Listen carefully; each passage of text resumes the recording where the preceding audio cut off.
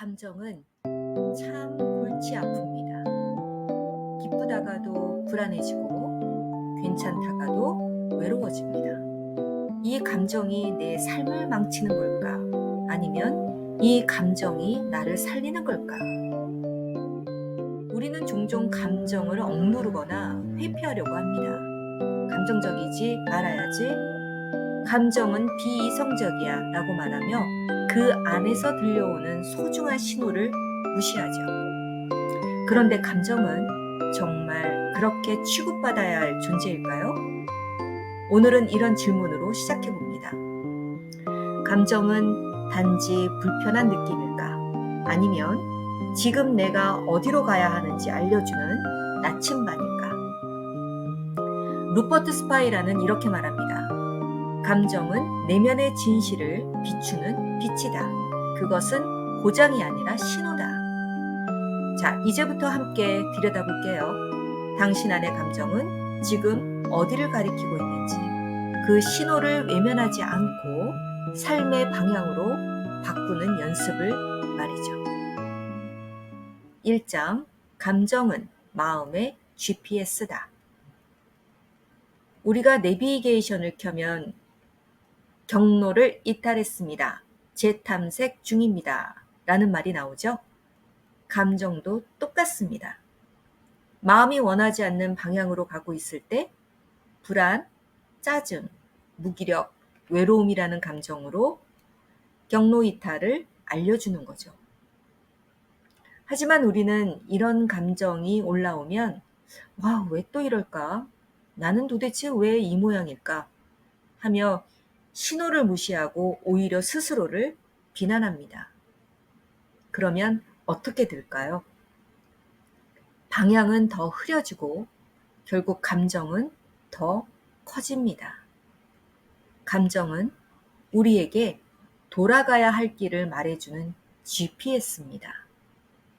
억누르는 게 아니라 귀 기울여야 할 신호라는 거죠. 2장, 감정은 억누를수록 더 소리친다. 감정을 억누를수록 그것은 더 커져서 당신의 삶을 조종한다. 바이런 케이티의 말입니다. 한 여성이 있습니다. 직장에서 매일 불편함을 느낍니다. 업무는 지나치고 대화는 공허합니다. 하지만 그녀는 이 정도는 참아야지. 내가 예민한가 봐 하며 넘깁니다. 며칠 지나고 몇 달, 몇 년이 지나면서 그녀의 몸은 조금씩 신호를 보냅니다. 두통, 위험, 무기력, 또 깊은 피로감. 감정은 억누를 수 있지만 그 감정이 알려주려던 진실은 사라지지 않습니다. 결국 그녀는 회사를 그만둡니다. 그리고 말합니다. 나는 오래전부터 알고 있었던 느낌이에요. 내가 여기 있어서는 안 된다는 걸 말이죠. 이렇게 감정은 몸보다 먼저 진실을 말합니다. 억누르지 말고 듣는 연습이 필요합니다. 3장, 불편한 감정은 진실을 향한 초대다. 우리는 기쁜 감정은 환영하고요. 불안이나 분노, 슬픔은 불청객처럼 대하곤 합니다. 하지만 감정은 그 자체로 옳고 그른 것이 아닙니다. 그저 정보일 뿐이죠. 내 마음 깊은 곳에서 들려오는 메시지입니다. 에크하르트 톨레는 이렇게 말합니다. 감정은 의식이 형태를 가진 것이다. 그 감정을 밀어낼수록 지금 이 순간과 멀어지고 있다. 어떤 젊은이는 계속 연애가 어렵다고 합니다. 사랑을 하다가도 상대가 조금이라도 다가오면 불안해지고 끝내 거리를 두게 되고 관계를 끊어버리죠.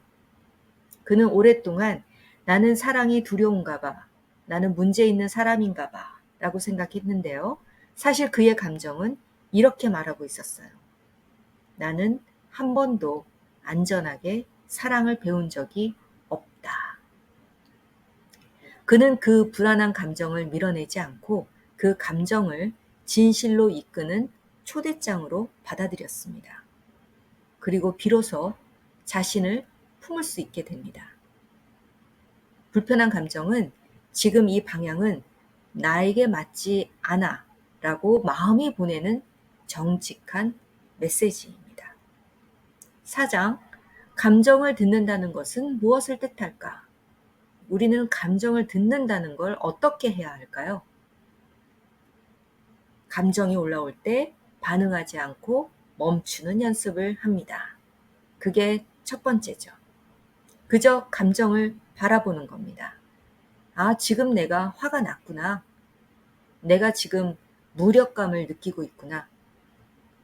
두 번째는 감정에 이름을 붙여봅니다.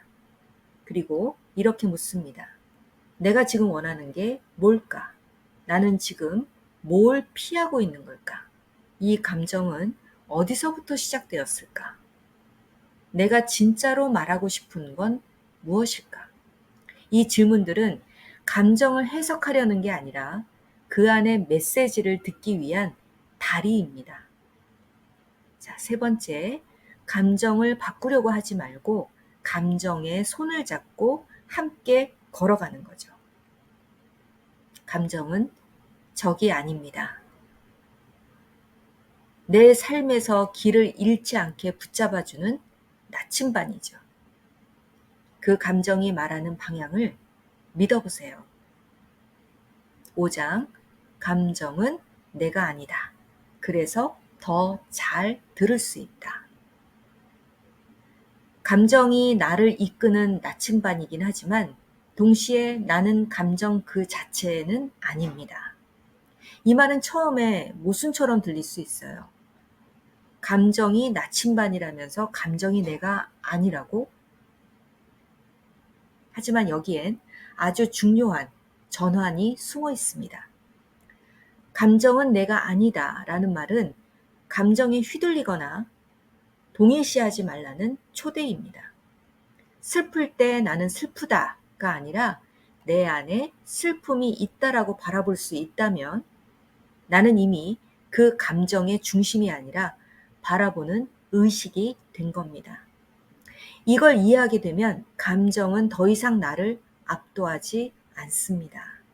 나는 그 감정을 관찰할 수 있는 존재가 되고 그 감정이 어디서 왔는지 무엇을 말하고 싶은지 차분하게 들어볼 수 있게 됩니다. 루퍼트 스파이라의 말입니다.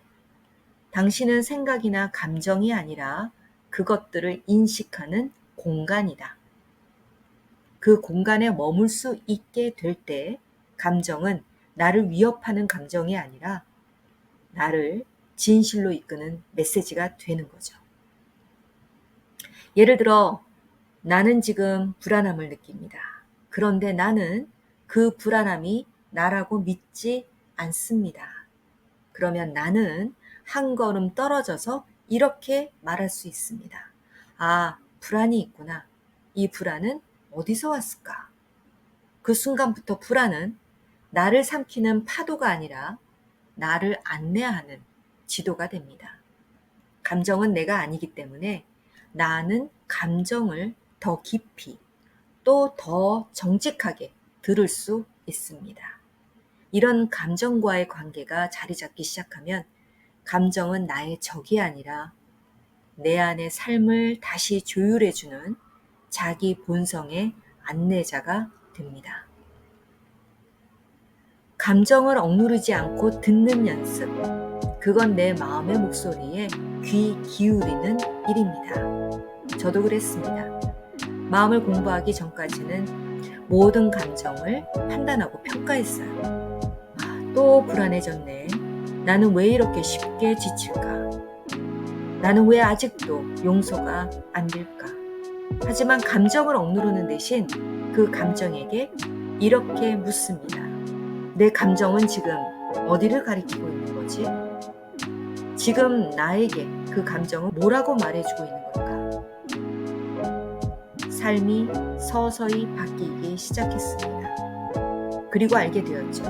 감정은 나를 무너뜨리는 적이 아니라 내가 누구인지, 어디로 가야 할지를 알려주는 신호등이라는 걸 말입니다. 지금 이 순간 당신의 감정은 무엇을 말하고 있나요? 그 감정이 가리키는 길 위에 당신의 삶이 자라고 있습니다. 오늘도 감사합니다. 또 뵈러 오겠습니다. 좋은 하루 되세요.